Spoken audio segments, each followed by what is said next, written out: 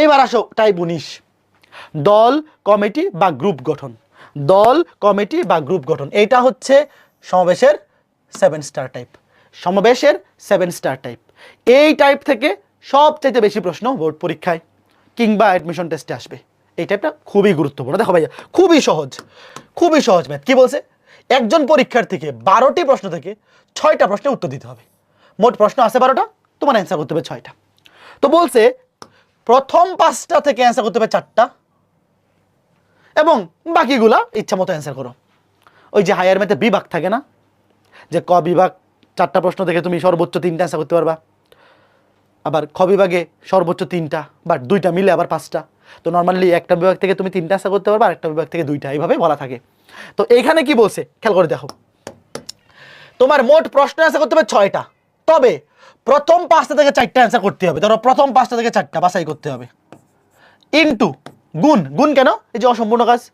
মোট অ্যান্সার করতে হবে কয়টা? 6টা। তো এখানে হয়েছে কয়টা? 4টা, সম্পূর্ণ হয়নি, তো গুণ করতে হবে। দেখো প্রথম 5টা থেকে 4টা অ্যান্সার করতে হবে। এইবার বাকি আছে কয়টা? 12টার মধ্যে 7টা।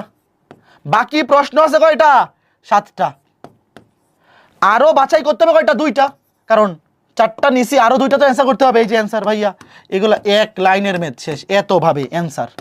পরীক্ষায় এইভাবে লিখে রাখলে ফুল মার্কস। একটু বাংলা ভাষা লিখে দেবো। দেখো ওয়েট, প্রথমে লিখবা প্রথম 5টা প্রশ্ন থেকে 4টা প্রশ্ন বাছাই করা যাবে 5C4 ভাবে বাংলা লিখবা। এরপর অবশিষ্ট প্রশ্ন আছে 12টা থেকে 5টা, তো এই 5টা তো আগেই শেষ।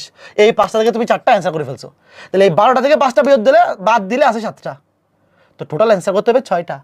4টা অ্যান্সার করে ফেলছো, এই যে 4টা অ্যান্সার করে ফেলছো, তাহলে বাকি আরো অ্যান্সার করতে হবে 2টা। তো বাকি 7টা থেকে 2টা, বুঝছো? এই দেখো, এই যে টোটাল মোট প্রশ্ন 5 আর 7, এই দেখো 12। মোট অ্যান্সার করছি 4 আর 2, এই যে 6, বুঝছো? তুমি বাংলায় লিখবা যে প্রথম 5টি প্রশ্ন থেকে 4টি প্রশ্ন বাছাই করা যাবে 5C4 ভাবে।